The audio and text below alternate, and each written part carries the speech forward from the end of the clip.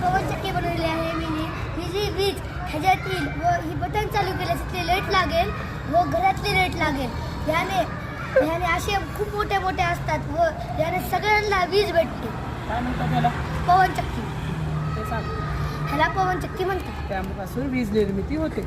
याने वीज आहे आणि हे मला जोडीदार आहे. माझे नवरे निलेश होते आणि हे जलचक्र बनवलेलं आहे.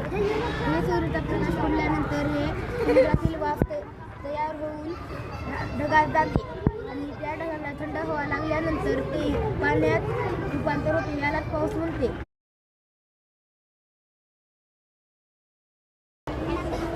असं दाखव उभं करून.